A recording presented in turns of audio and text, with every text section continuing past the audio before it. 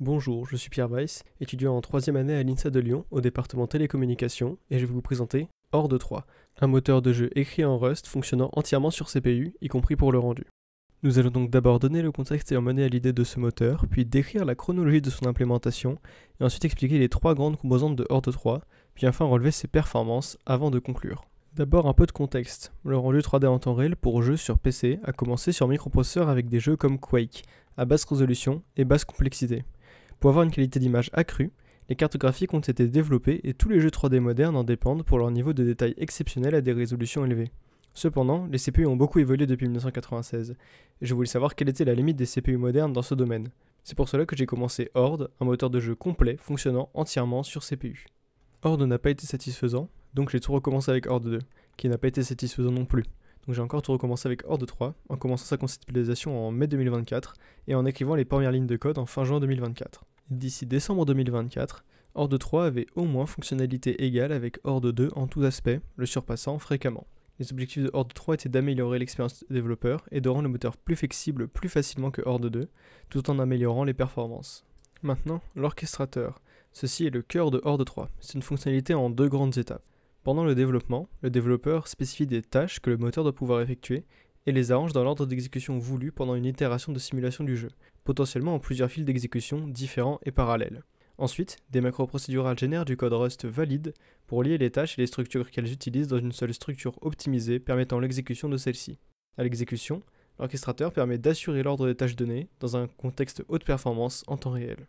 Maintenant, le moteur de rendu. Dans Horde 3, celui-ci est vectorisé et parallèle par défaut.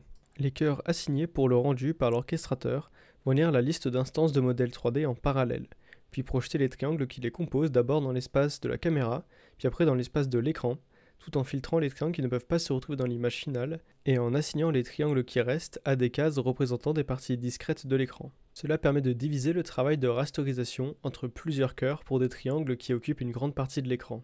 Une fois tous les modèles 3D traités, ces triangles finaux vont être rasterisés et leur texture appliquée à l'écran, créant une image RGB, ainsi que l'image des distances à la caméra de chaque pixel et des normales de chaque triangle à l'écran pour chaque pixel. Ensuite, cette image RGB et ces données supplémentaires peuvent être utilisées dans une structure s'appelant un shader de post-traitement. Le code d'un shader de post-traitement ici permet au développeur de définir un calcul arbitraire effectué sur chaque pixel de l'écran avec les informations disponibles. Cela peut être des effets de lumière, de détection de bord ou encore de brouillard, et permettre de rajouter certains effets à l'image qui ne seraient pas possibles seulement avec des triangles et des textures. Après shader, l'image RGB finale est envoyée à l'écran pour affichage. Maintenant, l'architecture de simulation du jeu est aussi améliorée dans Horde 3. En effet, le développeur décrit ses structures utilisées, ses types d'entités, ses structures voulues pour avoir un monde complet à un haut niveau compatible avec d'autres macros procédurales, et celle-ci génère la majorité du code répétitif permettant de créer la logique finale derrière le jeu. Pratiquement seulement ce qui est unique à un jeu spécifique doit être codé par le développeur, au lieu de cela plus une majorité du code interne au moteur pour chaque jeu. Après compilation, le moteur utilise une architecture ECS pour rendre de grands nombres d'entités plus efficaces.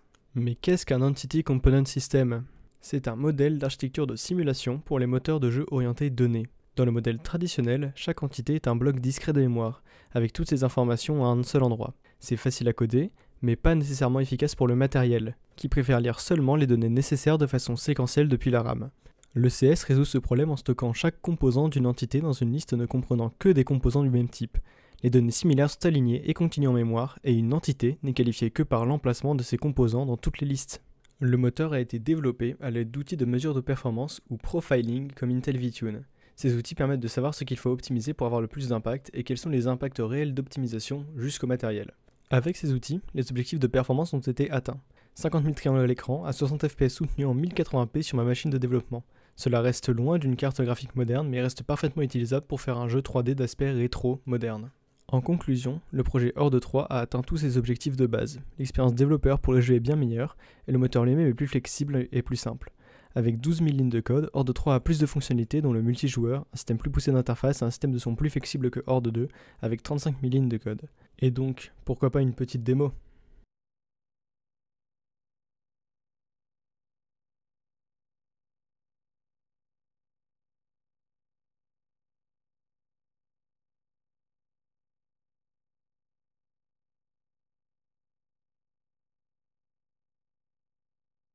Ce fut Horde 3, merci de m'avoir écouté.